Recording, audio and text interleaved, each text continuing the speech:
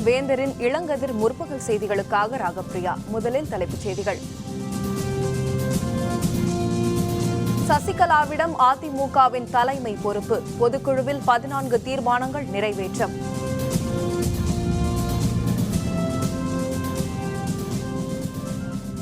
வர்தா புயல் பாதித்த பகுதிகளில் மத்திய குழு. 2வது நாளாக ராயபுரம், திருவள்ளூரில் இன்று ஆய்வு.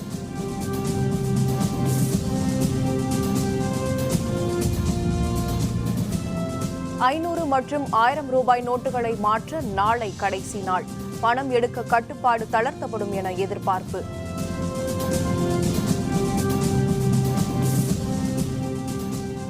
தீவிரவாத அச்சுறுத்தல் என உளவுத்துறை தகவல். சென்னை விமான நிலையத்திற்கு 7 அடுக்கு பாதுகாப்பு.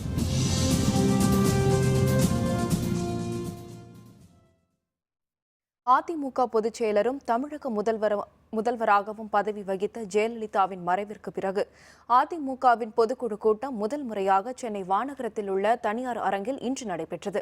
இதில் சசிகலாவிடம் அதிமுகவின் தலைமை பொறுப்பை ஒப்படைப்பது உள்ளிட்ட 14 தீர்மானங்கள் நிறைவேற்றப்பட்டன. பொதுக்குழு கூட்டம் பற்றிய விரிவான தகவல்களை தருகிறார் நமது செய்தியாளர் சையத். தமிழக முதல்வராகவும் அதிமுக பொதுச் செயலாளராகவும் இருந்த ஜெயலலிதா அவர்கள் மறைவை அடுத்து அதிமுகவில் பொதுச் செயலாளர் பதவி காலியானது. இந்த நிலையில் புதிதாக பொதுச் செயலாளரை தேர்ந்தெடுப்பதற்காக இன்று அவசர பொதுக்குழு கூட்டம் மாநகரத்தில் உள்ள ஸ்ரீ வாரு வெங்கடாசலபதி திருமண மண்டபத்தில் நடைபெற்றது.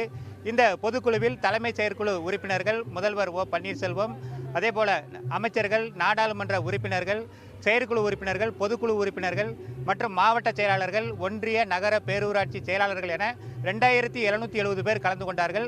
இந்த பொதுக்குழுவில் 14 முக்கிய தீர்மானங்கள் நிறைவேற்றப்பட்டிருக்கிறது.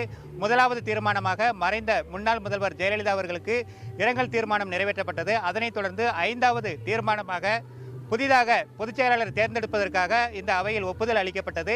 அதனைத் தொடர்ந்து 14வது தீர்மானமாக முன்னாள் முதல்வர் ஜெயலலிதா அவர்களுடன் 33 ஆண்டு காலம் தோழியாக இருந்து அரசியலை வழிநடத்திய வி.கே. சசிகலா அவர்களை பொதுச் செயலாளராக தேர்ந்தெடுப்பது என தீர்மானம் நிறைவேற்றப்பட்டது. அதேபோல முக்கிய தீர்மானங்கள் இதில் நிறைவேற்றப்பட்டிருக்கிறது. அதில் குறிப்பாக முன்னாள் முதல்வர் ஜெயலலிதா அவர்களுக்கு நாடாளுமன்றத்தில் வெங்கல சிலை வைக்க வேண்டும் என்றும், பாரத ரத்னா விருது, அதேபோல உலக அமைதிக்கான நோபல் பரிசு வழங்க வேண்டும் என்றும் தீர்மானமாக நிறைவேற்றப்பட்டிருக்கிறது. மேலும் மறைந்த முன்னாள் முதல்வர் அவர்களின் பிறந்த நாளை கொண்டாடும் போது தேசிய விவசாயிகள் தினமாக அறிவிக்க வேண்டும் எனவும் இந்த தீர்மானத்தில் நிறைவேற்றப்பட்டிருக்கிறது. வேந்தர் செய்திகளுக்காக சென்னையிலிருந்து ஒளிப்பதிவாளர் இன்பச்செல்வனுடன் சையது. பொதுக்குழுவில் தீர்மானங்கள் நிறைவேற்றப்பட்ட பிறகு செய்தியாளர்களுடன் பேசிய முதல்வர் ஓ பன்னீர்செல்வம் அதிமுகவின் பொதுச் செயலராக சசிகலா தேர்வு செய்யப்பட்டிருப்பதாகவும் தீர்மானத்தின் நகலை அளித்து அவரிடம் ஒப்புதல் பெற போயஸ் இல்லம் செல்வதாகவும் தெரிவித்தார். கழக சட்டத்திட்ட விதிகளுக்கு உட்பட்டு கழக பொதுச் செயலராக மதிப்பிற்குரிய சின்னம்மா அவர்கள் நியமிக்கப்பட்டு இருக்கிறார்கள். அதற்கான தீர்மானம் பொதுக்குழுவால் ஏகமனதாக நிறைவேற்றப்பட்டுள்ளது. அந்த தகவலை மதிப்பிற்குரிய சின்னம்மா அவர்களிடம் தெரிவித்து அவரது சம்மதத்தை பெறுவதற்காக நாங்கள் இப்பொழுது சென்று கொண்டிருக்கின்றோம். இதையடுத்து போயஸ் இல்லம் சென்ற முதல்வர் ஓ பன்னீர்செல்வம் உள்ளிட்ட 5 மூத்த அமைச்சர்கள் சசிகலாவிடம் பொதுக்குழு தீர்மானத்தை நேரில் அளித்தனர். சசிகலா பொதுச் செயலராக பொறுப்பேற்க அவர்கள் அழைப்பு விடுத்தனர். வர்தா புயல் பாதிப்பை ஆய்வு செய்யும் மத்திய குழு 2வது நாளாக இன்று சென்னை ராயபுரம் பகுதியில் ஆய்வு மேற்கொண்டது. இதையடுத்து திருவள்ளூர் மாவட்டத்தில் பாதிக்கப்பட்ட பகுதிகளை மத்திய குழுவினர் நேரில் பார்வையிட உள்ளனர். இது பற்றிய விரிவான தகவல்களை தருகிறார் நமது செய்தியாளர் புவனேஸ்வரி. வர்தா புயலால் பாதிக்கப்பட்ட பகுதிகளை பார்வையிட வந்த மத்திய குழு 2வது நாளாக இன்றும் ஆய்வு செய்து வருகிறது. இந்நிலையில் நேற்று பனகல் மாளிகை, மகாலிங்கபுரம், அண்ணா ஆர்ச், அது மட்டுமல்லாமல் கிண்டி, வண்டலூர் பூங்கா, பல்லாவரம் ஆகிய பகுதிகளில் ஆய்வு செய்தது. இந்நிலையில் இன்று வடசென்னை பகுதிகள் மற்றும் திருவள்ளூர் பகுதிகளில் ஆய்வு செய்ய உள்ளது. குறிப்பாக தற்போது முதல் இடமாக ராயபுரத்தில் உள்ள மீன்பிடி துறைமுகத்தில் அந்த குழுவானது ஆய்வு செய்தது.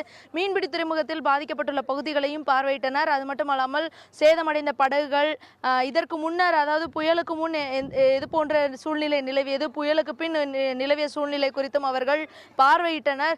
தொடர்ந்து அவர்கள் அடுத்தடுத்து திருவள்ளூர் ஆகிய பகுதிகளிலும் அவர்கள் ஆய்வு செய்யப்பட உள்ளனர். இந்நிலையில் இன்று மாலை அவர்கள் தலைமைச் செயலாளரை சந்திக்க உள்ளனர். தமிழ்நாடு அரசு தலைமைச் செயலாளரை தலைமைச் செயலகத்தில் அவர்கள் சந்தித்த பின்னர் நாளை காலை அவர்கள் டெல்லி புறப்படுகின்றனர். இதனையடுத்து இந்த புயல் பாதிப்பு பற்றிய அறிக்கையை அவர்கள் அங்கு சமர்ப்பிப்பர் என்று எதிர்பார்க்கப்படுகிறது. இதனை அடுத்து அதற்கான அடுத்த கட்ட நடவடிக்கைகள் எடுக்கப்படும் என்று எதிர்பார்க்கப்படுகிறது. வேந்தர் செய்திகளுக்காக சென்னை ராயபுரத்திலிருந்து ஒளிப்பதிவாளர் மணிகண்டனுடன் புவனேஸ்வரி. மத்திய குழுவினர் இன்று காலை 9 மணிக்கு ராயபுரத்திற்கு சென்று புயலால் பாதிக்கப்பட்ட மீன்வள கட்டமைப்புகளை பார்வையிடுகின்றனர். இதனைத் தொடர்ந்து திருவள்ளூர் மாவட்டத்திற்கு செல்லும் மத்திய குழு கல்லுக்கடை மேடு, வெள்ளோடையில் சேதமடைந்த குடிசைகள் மற்றும் சின்னம்பேட்டில் பாதிக்கப்பட்ட பயிர்களையும் ஆய்வு செய்கிறது.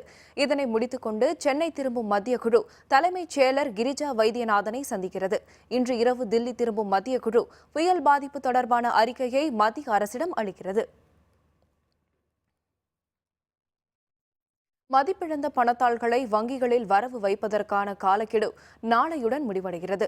இதையடுத்து ஏடிஎம் மற்றும் வங்கிகளில் பணம் பெறுவதற்கான கட்டுப்பாடு தளர்த்தப்படுமா என்ற எதிர்பார்ப்பு மக்களிடையே எழுந்துள்ளது.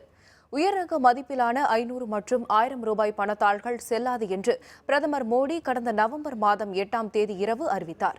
டிசம்பர் 30ஆம் தேதிக்குள் மதிப்பிழந்த பழைய பணத்தாள்களை வங்கிகளில் கொடுத்து மாற்றிக்கொள்ளலாம் என்றும் அவர் அறிவித்தார். இதையடுத்து மக்கள் தங்களிடம் உள்ள பழைய 500 மற்றும் 1000 ரூபாய் பணத்தாள்களை வங்கிகளில் கொடுத்து மாற்றிக்கொண்டனர். இந்நிலையில் மத்திய அரசு அறிவித்த காலக்கெடு நாளை முடிவடைய உள்ள நிலையில் வங்கிகள் மற்றும் ஏடிஎம்களில் பணம் பெறுவதற்கான கட்டுப்பாடு நாளை மறுநாள் முதல் தளர்த்தப்படுமா என்ற எதிர்பார்ப்பு மக்களிடையே ஏற்பட்டுள்ளது. தீவிரவாதிகளின் அச்சுறுத்தலை அடுத்து சென்னை விமான நிலையத்தில் 7 அடுக்கு பாதுகாப்பு அளிக்கப்பட்டுள்ளது. தென்னிந்திய விமான நிலையங்களில் தீவிரவாதிகள் நாச வேலையில் ஈடுபட போவதாக மத்திய உளவுத்துறைக்கு ரகசிய தகவல் கிடைத்துள்ளதாக தெரிகிறது.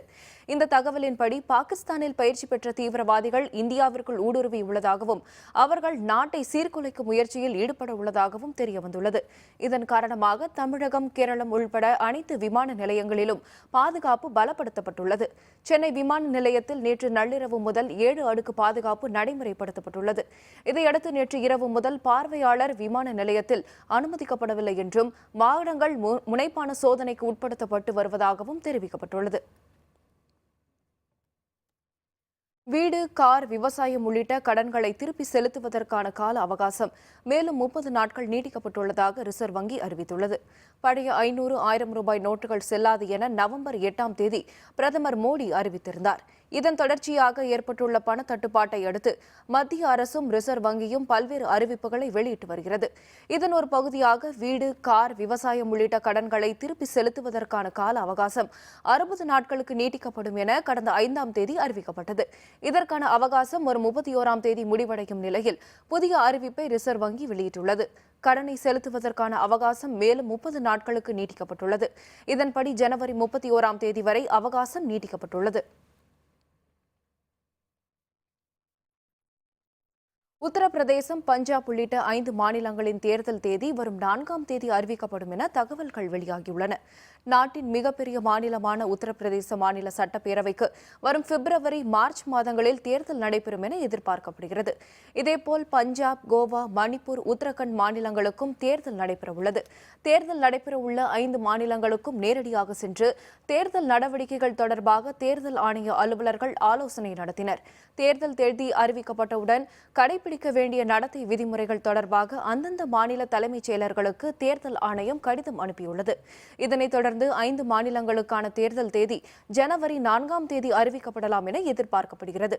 உத்தரப்பிரதேச மாநிலத்தில் 7 கட்டமாகவும் மற்ற மாநிலங்களில் ஒரே கட்டமாகவும் தேர்தல் நடத்தப்படும் என எதிர்பார்க்கப்படுகிறது.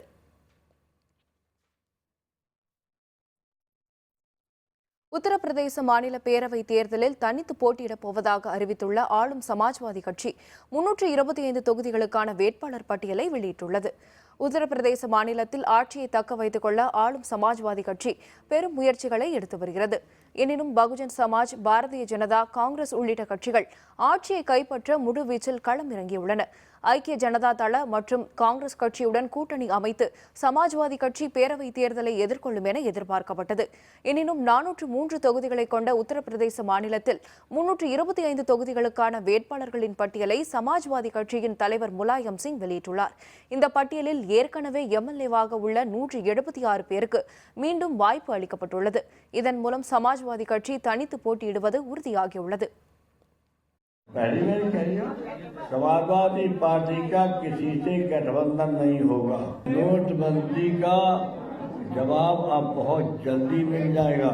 उत्तर प्रदेश के चुनाव में भी नोटबंदी का जवाब जनता दे देगी। விஜயவாடாவை சேர்ந்த பிச்சைக்காரர் ஒருவர் அங்குள்ள ராமர் கோவிலுக்கு 1.5 லட்சம் மதிப்புள்ள வெள்ளி கிரீடத்தை வழங்கியுள்ள சம்பவம் பலரையும் ஆச்சரியப்படுத்தியுள்ளது. தெலுங்கானா மாநிலம் நல்கொண்டா மாவட்டத்தை சேர்ந்தவர் எத்திரெட்டி. 75 வயதை கடந்த இவர் 45 ஆண்டுகளுக்கும் மேலாக தனது வயிற்றுப்பாட்டுக்காக சைக்கிள் ரிக்ஷா ஓட்டி வந்துள்ளார். வயதானதால் ரிக்ஷா ஓட்ட முடியாததை தொடர்ந்து கோவில் வாசல்களில் பிச்சை எடுக்க தொடங்கினார். இந்நிலையில் அங்குள்ள கோதண்டராமர் கோவிலுக்கு 1.5 லட்சம் ரூபாய் மதிப்புள்ள வெள்ளி கிரீடத்தை அவர் வழங்கியுள்ளார். நாடு முழுவதும் பணத்தட்டுப்பாடு நிலவி வரும் வேளையில் பிச்சைக்காரர் ஒருவர் 1.5 லட்சம் ரூபாய் மதிப்பிலான வெள்ளி கிரீடத்தை ராமர் கோவிலுக்கு வழங்கியுள்ளது வியப்பை ஏற்படுத்தியுள்ளது. மும்பையில் குர்லா அம்பர்நாத் பயணிகள் ரயில் தடம் புரண்டதால் அந்த பாதையில் ரயில் சேவை பாதிக்கப்பட்டது. மும்பையிலிருந்து அம்பர்நாத் சென்று கொண்டிருந்த குர்லா அம்பர்நாத் பயணிகள் ரயிலின் 5 பெட்டிகள் தானே அருகே இன்று காலை 6 மணி அளவில் தடம் புரண்டன. 5 பெட்டிகள் தடம் புரண்ட விபத்தில் உயிரிழப்பு எதுவும் இல்லை. எனினும் கல்யாண் கர்ஜத் இடையே ரயில் சேவை நிறுத்தப்பட்டுள்ளது. ரயில்வே பணியாளர்கள் தடம் புரண்ட பெட்டிகளை சீரமைக்கும் பணியில் ஈடுபட்டுள்ளனர். ரயிலில் வந்த பயணிகள் பேருந்து வழியாக அவரவர் பகுதிகளுக்கு அனுப்பி வைக்கப்பட்டனர்.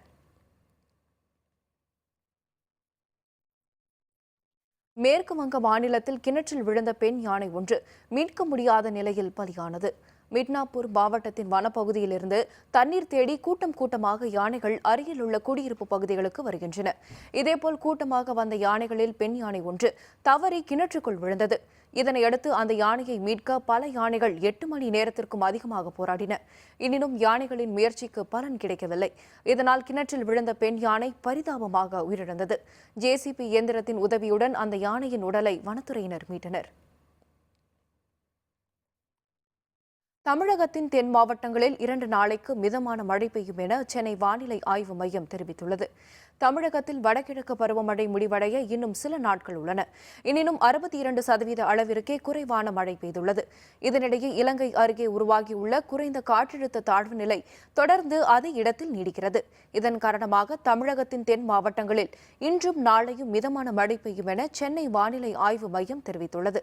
வட மாவட்ட கடலோர பகுதியில் ஓரிரு இடங்களில் மழை பெய்ய வாய்ப்புள்ளதாகவும் கூறியுள்ளது. கடந்த 24 மணி நேரத்தில் ராமேஸ்வரம், கும்பகோணம், திருவாரூர் உள்ளிட்ட இடங்களில் 40 மில்லிமீட்டரும், ராமநாதபுரம், மயிலாடுதுறை, பட்டுக்கோட்டையில் தலா 30 மில்லிமீட்டர் மழையும் பதிவாகியுள்ளது. புயல் பாதிப்புக்கு உரிய இழப்பீடு வழங்க வேண்டும், தமிழிசை சவுந்தரராஜன் கோரிக்கை. விவரம் விளம்பர இடைவேளைக்கு பிறகு.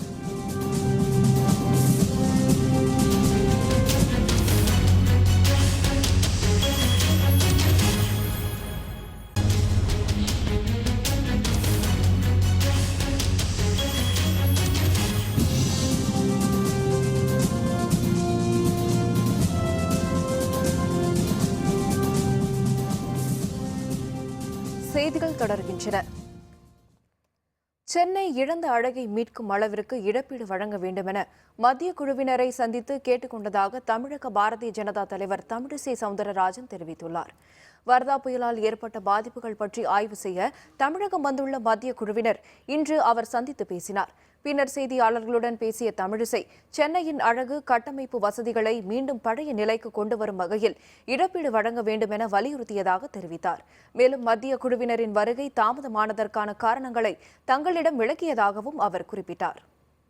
புயல் பாதித்த இடங்களை பார்த்துவிட்டு அதற்கான சில உதவிகளையும், சென்னை அந்த இழந்த அழகை, இழந்த கட்டமைப்பை முற்றிலுமாக பெறுவதற்கான அடிப்படை தேவைகளையும் முழுவதுமாக மறுசீரமைப்புக்கு உட்படுத்தப்பட வேண்டும். புது புது யுக்திகள் எல்லாம் இருக்கிறது, அவற்றையும் கையாள்வதற்கான பரிந்துரையை நீங்கள் செய்ய வேண்டும் என்று நான் கேட்டுக்கொண்டேன். அவசர சட்டங்கள் மூலம் பிரதமர் மோடி ஆட்சி நடத்துவதாக விடுதலை சிறுத்தைகள் தலைவர் திருமாவளவன் கண்டனம் தெரிவித்துள்ளார். விடுதலை சிறுத்தைகள் கட்சி சார்பில் அரசியலமைப்பு சட்ட பாதுகாப்பு மாநாடு புதுச்சேரியில் உள்ள உப்பளத்தில் நடைபெற்றது. இந்த கூட்டத்தில் பேசிய கட்சியின் தலைவர் தொல் திருமாவளவன், மதிப்பிழந்த பணத்தாள் அறிவிப்பு வெளியாகி 50 நாட்கள் கடந்த பிறகும் மக்களின் அவதி குறையவில்லை என்று குற்றம் சாட்டினார். இந்த மாநாட்டில் பங்கேற்ற இந்திய கம்யூனிஸ்ட் கட்சியின் மாநில செயலர் முத்தரசன், மார்க்சிஸ்ட் கம்யூனிஸ்ட் கட்சியின் மாநில செயலர் ஜி ராமகிருஷ்ணன் ஆகியோரும் மக்களுக்கு ஏற்பட்டுள்ள இன்னல்களை போக்காத மத்திய அரசுக்கு கண்டனம் தெரிவித்தனர். மோடி அரசின் பொருளாதார நெருக்கடி நிலையால் மக்களுக்கு பல்வேறு வகையில் பாதிப்பு நேர்ந்தது. மோடி அரசின் பொருளாதார கொள்கை அண்ணன் வைகோ அவர்களோடு நமக்கு இருந்த நட்பை சிதைத்து விட்டது, பாதித்து விட்டது. அண்ணன் வைகோ அவர்கள் நம்மிடையே இல்லை என்பது வேதனை அளிக்கிறது. எது நம்மை பாதுகாக்கிறதோ அந்த சட்டத்திற்கே இன்றைக்கு ஒரு பாதுகாப்பு இல்லாத ஒரு சூழல், ஒரு நிலைமை ஏற்பட்டு இருக்கிறது என்பதை நாம் கவனத்தில் கொள்ள வேண்டும். மாநாட்டினுடைய நோக்கத்திற்குள் செல்வதற்கு முன்னதாக மக்கள் நல கூட்டு இயக்கத்தை பற்றி கேட்கிறார்கள். நான் உறுதியாக சொல்லுகிறேன், மகிழ்ச்சியோடு சொல்லுகிறேன், மக்கள் நல கூட்டு இயக்கம் தொடரும் என்பதை இந்த கூட்டத்தின் வாயிலாக சொல்லிக்கொள்ள கடமைப்பட்டிருக்கிறேன். நாகப்பட்டினத்தில் கடல் சீற்றத்துடன் காணப்படுவதால் நாட்டுப்படகு மீனவர்கள் இன்று கடலுக்குள் மீன்பிடிக்க செல்லவில்லை. நாகப்பட்டினம் கடற்கரையில் வழக்கத்திற்கு மாறாக கடலில் காற்றும் சீற்றமும் அதிகமாக காணப்படுகிறது. இதனால் அக்கரைப்பேட்டை, கீச்சாங்குப்பம், நம்பியார் நகர் கிராமங்களைச் சேர்ந்த மீனவர்கள் கடலுக்குள் இன்று மீன்பிடிக்க செல்லவில்லை. இதனால் சுமார் 2000க்கும் அதிகமான நாட்டுப்படகுகள் கரையில் நிறுத்தப்பட்டுள்ளன. ஆங்காங்கே உள்ள துறைமுகங்களில் அவை பத்திரமாக நிறுத்தப்பட்டுள்ளன. நீலகிரி மாவட்டத்தின் மலைப்பாதைகளில் பாறை கற்கள் அடிக்கடி சரிந்து விடுவதை அடுத்து மாற்றுப்பாதை திட்டத்தை உடனடியாக அமல்படுத்த வேண்டும் என வாகன ஓட்டுநர்கள் வேண்டுகோள் விடுத்துள்ளனர். பன்னாட்டு அளவில் புகழ்பெற்ற நீலகிரி மாவட்டத்திற்கு நாள்தோறும் சுற்றுலா பயணிகள் ஏராளமானோர் வருகின்றனர். மலை கிராமங்களில் விளைவிக்கப்படும் காய்கறிகள் கோவை உள்பட பல்வேறு மாவட்டங்களுக்கு அனுப்பப்பட்டு வருகின்றன. பயணம் மற்றும் சரக்கு போக்குவரத்திற்கு பயன்பட்டு வரும் மேட்டுப்பாளையம் முதல் குன்னூர் வரையிலான மலைப்பாதையில் மண் சரிவு ஏற்பட்டு பாறைகள் சரிந்து விழுவது அடிக்கடி நடைபெறுகிறது. இதனால் போக்குவரத்து துண்டிக்கப்படுவதுடன் பயணத்தின் போது பாறைகள் விழுந்து சேதம் ஏற்பட்டு விடுமோ என அச்சம் எழுவதாக ஓட்டுநர்கள் தெரிவித்தனர். எனவே 3வது மாற்றுப்பாதை திட்டத்தை உடனடியாக தமிழக அரசு அமல்படுத்த வேண்டும் என அவர்கள் கேட்டுக் கொண்டனர். குன்னூர்லேருந்து மேட்டுப்பாளையத்துக்கு ஒரு 18 கிலோமீட்டர் கடந்து போகிறது வாகன ஓட்டிற்கு ஒரு சவாலாக இருக்குது. ஏன்னு பார்த்தீங்கன்னா எந்த நேரத்தில் அந்த மரம் உழுகும், எந்த நேரத்தில் பாறைகள் ஒரு 500 அடி ஹைட்லேருந்து உருண்டிட்டு வரும். அதனால் ஒரு அச்சத்தோட வாகனங்கள் ஓட்ட வேண்டியது ஒரு சூழ்நிலையாக இருக்குது. ஒரு மாற்றுப்பாதை, இந்த கெட்டை சைடில் இருக்கிற அந்த பாதையை அரசாங்கம் விரைவாக செயல்படுத்தினாங்கன்னா வாகன ஓட்டுநர்களுக்கும் சரி ஒரு வரப்பிரசாதமாக இருக்கும். திருச்சி அருள்மிகு ரங்கநாதர் கோவிலில் வைகுண்ட ஏகாதசியை ஒட்டி பகல் 10 திருவிழா இன்று தொடங்கியது. இதில் திரளான பக்தர்கள் பங்கேற்று வழிபட்டனர். திருச்சி அருள்மிகு ரங்கநாதர் கோவிலில் வைகுண்ட ஏகாதசி எனப்படும் சொர்க்கவாசல் திறப்பு விழா வரும் 8ஆம் தேதி நடைபெறவுள்ளது. 21 நாட்கள் நடைபெறும் இந்த விழாவின் திருவாய்மொழி திருநாட்கள் எனப்படும் பகல் 10 திருவிழா இன்று காலை தொடங்கியது. நம்பெருமாள் ராஜகிரீடமும் மார்பில் மகாலட்சுமி பதக்கமும் அணிந்து தங்கப்பல்லக்கில் வலம் வந்து அர்ஜுன மண்டபத்தில் எழுந்தருளினார். இதனைத் தொடர்ந்து அரையர் சேவை எனப்படும் திருமொழியை நம்பெருமாள் கேட்டருளினார். அப்போது திரண்டிருந்த பக்தர்கள் ரங்கா ரங்கா என பக்தியுடன் முழக்கமிட்டனர்.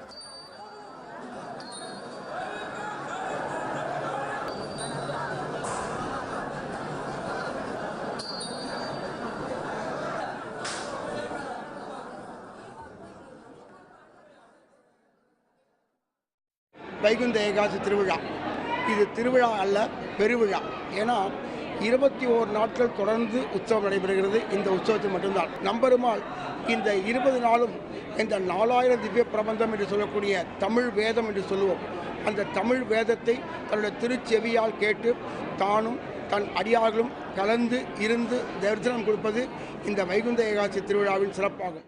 வைகுண்ட ஏகாதசியுடைய உற்சவம் முதல் நாள் ஆரம்பம் இன்னைக்கு பெருமாளுக்கு நீல்முடி அலங்காரம், எல்லா அரேஞ்ச்மெண்ட்ஸ்லாம் ரொம்ப நல்லா இருந்து, போலீஸு மற்றவங்க எல்லாம் கைடு எல்லாம் நல்லா கைட் பண்ணாங்க.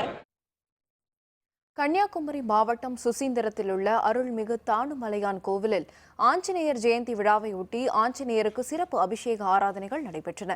ஆஞ்சநேயர் பிறந்த மார்கழி மாத மூல நட்சத்திர நாள் ஆஞ்சநேயர் ஜெயந்தி விழாவாக ஆண்டுதோறும் கொண்டாடப்பட்டு வருகிறது. இதன்படி கன்னியாகுமரி மாவட்டம் சுசீந்திரத்தில் உள்ள அருள்மிகு தானுமலையான் கோவிலில் அமைந்துள்ள 18 அடி உயர ஆஞ்சநேயர் சிலைக்கு பால், தயிர், சந்தனம் உள்ளிட்ட 16 வகையான பொருட்களை கொண்டு அபிஷேகம் நடைபெற்றது. இதில் தமிழகம் மட்டுமின்றி கேரளத்தில் இருந்தும் வந்திருந்த திரளான பக்தர்கள் பங்கேற்று சுவாமி தரிசனம் செய்தனர்.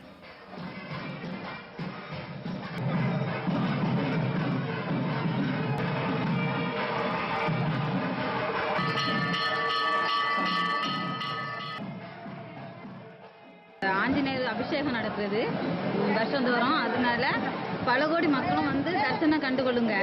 பன்னீர் அபிஷேகம், குங்கும அபிஷேகம், பல அபிஷேகம் நடக்கிறது. எங்களுக்கு இங்கே வந்து போகிறதுனால மன நிம்மதியும் மன சாந்தி நல்ல நிம்மதியாக இருக்கிறது. பிறகு ஆஞ்சநேயர் பிறந்த நாள், மூல நட்சத்திரம் பிறந்த நாள் ஆஞ்சநேயர் தேதி சுசீந்திரம் கோவிலில் நல்ல வெகு மிகுதியாக அபிஷேகங்கள் நடைபெறுகிறது. அனுகிரகத்துக்காக நான் இந்த விசேஷத்துக்கு வந்து பங்கு கொண்டிருக்கிறேன். ராணுவ ஹெலிகாப்டர் விபத்து, 2 ராணுவ வீரர்கள் பலி. விவரம் விளம்பர இடைவேளைக்கு பிறகு.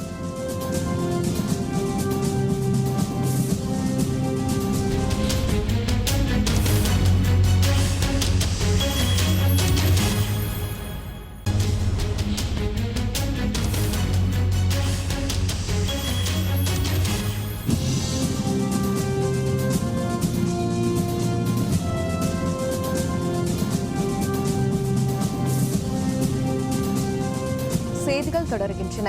இனி அயலக செய்திகள்.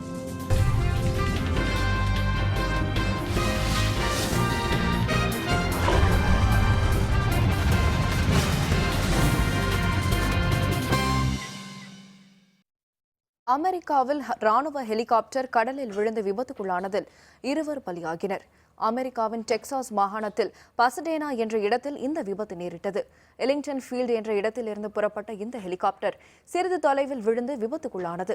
இந்த விபத்தில் 2 பலியானதாக ராணுவ வட்டாரங்கள் அதிகாரப்பூர்வமாக அறிவித்துள்ளது. ஹெலிகாப்டர் தாழ்வாக பறந்ததாகவும் திடீரென விபத்து நேரிட்டதாகவும் நேரில் கண்டவர்கள் தெரிவித்தனர். 2 மட்டுமே பயணிக்கக்கூடிய இந்த அப்பாச்சி ரக ஹெலிகாப்டர் போரின் போது ஆயுதங்களை தாங்கி செல்ல பயன்படுத்தப்பட்டு வருவது குறிப்பிடத்தக்கது. பொலிவியாவில் பெய்து வரும் கனமழைக்கு 8 பேர் பலியாகியுள்ளனர். வெள்ளத்தில் சிக்கி தவிக்கும் மக்களை மீட்கும் பணி முனைப்புடன் மேற்கொள்ளப்பட்டு வருகிறது. பொலிவியாவின் மேற்கு பகுதியில் பெய்து வரும் கனமழையின் காரணமாக பல்வேறு நகரங்கள் வெள்ளத்தில் மூழ்கியுள்ளன. லாபாஸ், சாண்டா குரூஸ், கொச்சபொம்பா உள்பட பல்வேறு நகரங்களில் கடந்த 1 வாரத்தில் 100 மில்லிமீட்டர் அளவிற்கு மழை பெய்துள்ளது. குடியிருப்பு பகுதிகள் வெள்ளக்காடாகியுள்ளதால் மக்களின் இயல்பு வாழ்க்கை கடுமையாக பாதிக்கப்பட்டுள்ளது. வெள்ளம் சூழ்ந்துள்ள பகுதிகளில் சிக்கி தவிக்கும் மக்களை மீட்பு படையினர் பாதுகாப்பாக மீட்டு தற்காலிக முகாம்களில் தங்க வைத்துள்ளனர். கனமழையின் காரணமாக சாலைகளில் சேதமடைந்துள்ளதால் வாகன போக்குவரத்து துண்டிக்கப்பட்டுள்ளது. மின்சாரமும் தடைப்பட்டுள்ளது. தொடர் மழைக்கு 8 பேர் பலியாகியுள்ளதாக பொலிவியா அரசு தெரிவித்துள்ளது.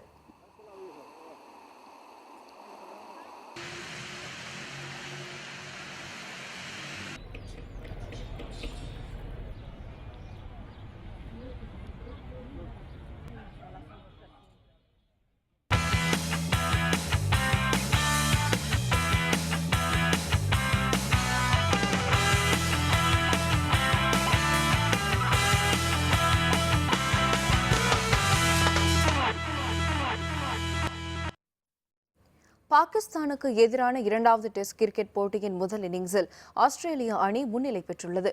ஆஸ்திரேலியா, பாகிஸ்தான் அணிகளுக்கு இடையிலான 2வது டெஸ்ட் கிரிக்கெட் போட்டி மெல்பர்னில் நடைபெற்று வருகிறது. இதில் முதல் இன்னிங்ஸில் பாகிஸ்தான் அணி 9 விக்கெட்டுக்கு 443 ரன்கள் எடுத்திருந்த நிலையில் டிக்ளேர் செய்தது. இதனைத் தொடர்ந்து களமிறங்கிய ஆஸ்திரேலிய அணி நேற்றைய ஆட்ட நேர முடிவில் 1 விக்கெட் இழப்பிற்கு 165 ரன்கள் எடுத்தது. இன்று 4ஆம் நாள் ஆட்டத்தை தொடர்ந்த ஆஸ்திரேலிய அணி சற்று முன் வரை 6 விக்கெட் இழப்பிற்கு 465 ரன்கள் எடுத்துள்ளது. Straight to cover. Poor crowd in at the MCG difference we do in him. Beautifully driven, the square drive. Very got him. Drew him down the pitch. That was an excellent. Big pull shot from Steve Smith. Gets hold of it nicely between the 2 men in the deep. திருப்பூரில் நடைபெற்ற மாணவ மாணவியர்களுக்கு இடையேயான மாநில அளவிலான taekwondo போட்டி விளையாட்டு ரசிகர்களை உற்சாகத்தில் ஆழ்த்தியுள்ளது. தமிழ்நாடு விளையாட்டு மேம்பாட்டு ஆணையம் சார்பில் திருப்பூரில் மாநில அளவிலான டேக்வாண்டோ விளையாட்டுப் போட்டிகள் நடைபெற்றன. கடந்த 26ஆம் தேதி முதல் 3 நாட்கள் நடைபெற்ற இந்த போட்டியில் மாணவ மாணவியர் என 540 பேர் கலந்து கொண்டனர். ஆடவர் மகளிர் என தனித்தனியாக 8 பிரிவுகளில் போட்டிகள் நடைபெற்றன. இருபாலினத்தவரும் போட்டி போட்டுக்கொண்டு தங்களுடைய திறமைகளை வெளிப்படுத்தினர். விறுவிறுப்பாக நடைபெற்ற இந்த போட்டியில் 53 கிலோ எடை பிரிவில் சென்னை மாணவி கீர்த்தனாவும், ஆடவர் பிரிவில் கரூர் மாணவர் மோகன்ராஜ் உள்பட 4 பேர் முதலிடத்தை பிடித்தனர். முதலிடத்தை பிடித்தவர்களுக்கு தலா 1 லட்சம் ரூபாய் ரொக்க பரிசு மற்றும் சான்றிதழ்களை திருப்பூர் மாவட்ட ஆட்சியர் ஜெயந்தி வழங்கினார். இதனைத் தொடர்ந்து 2 மற்றும் 3ஆம் இடம் பிடித்த மாணவ மாணவியர்களுக்கு தலா 75,000, 50,000 ரூபாய் என வழங்கப்பட்டன.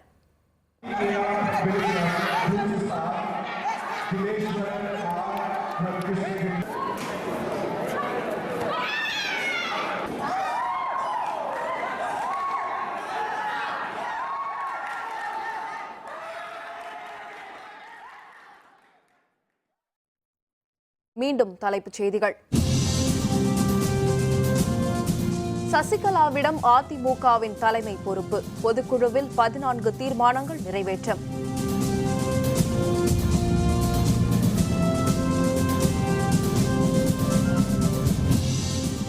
வர்தா புயல் பாதித்த பகுதிகளில் மத்திய குழு 2வது நாளாக ராயபுரம், திருவள்ளூரில் இன்று ஆய்வு.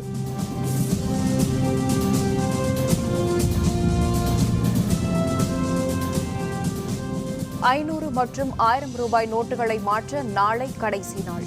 பணம் எடுக்க கட்டுப்பாடு தளர்த்தப்படும் என எதிர்பார்ப்பு.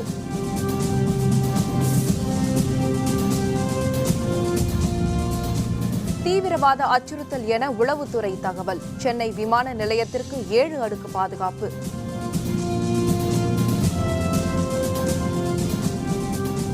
இத்துடன் வேந்தரின் இளங்கதிர் முற்பகல் செய்திகள் நிறைவடைந்தன. மீண்டும் பகல் 1:30 மணிக்கு வேந்தரின் உச்சிவேளை பகல் செய்திகளில் சந்திப்போம். வணக்கம்.